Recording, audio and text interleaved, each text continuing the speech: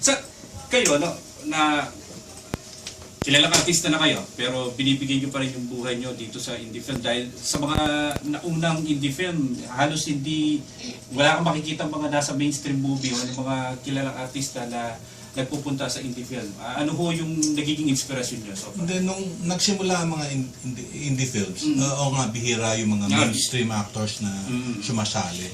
Pero unti-unti, naimbitahan. Para nga mas bigyan buhay at mas magkaroon ng value yung films na ginagawa nila. Anong difference nung ginagawa nyo sa mga mainstream movies sa indie film?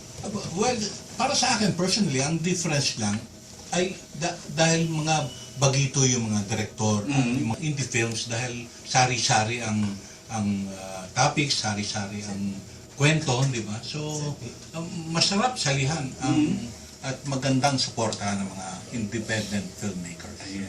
Ano karakter nyo dito, Sir Bebot? Itong isang nakakatuwang, nakakatuwang role na ginampanan ko sa isang pelikula. Ako isang multo rito. Ngayon ko lang na ginawa sa buong buhay nyo, ha?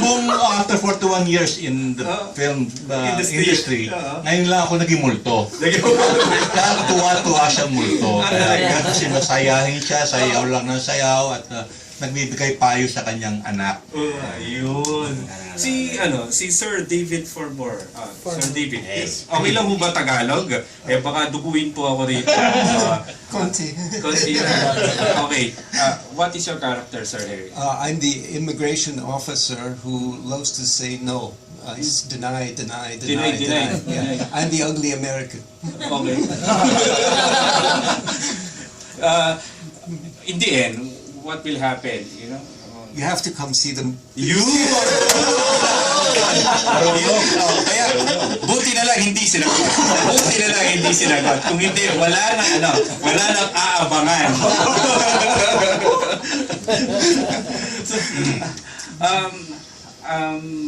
How's your character and how you able to join the film?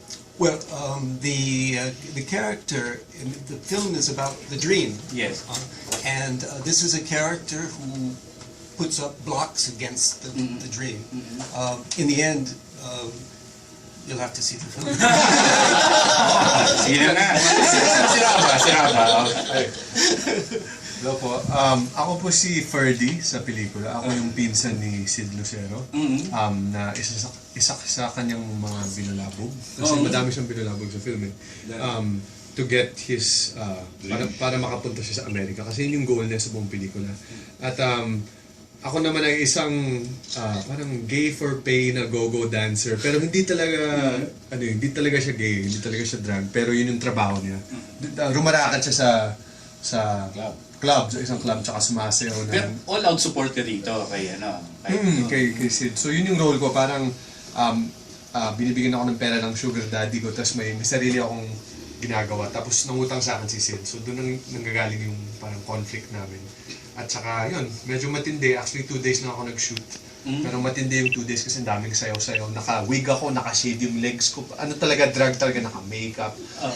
So kung gusto niyo ako makitang naka-drag, panoorin niyo pong pelikula na to.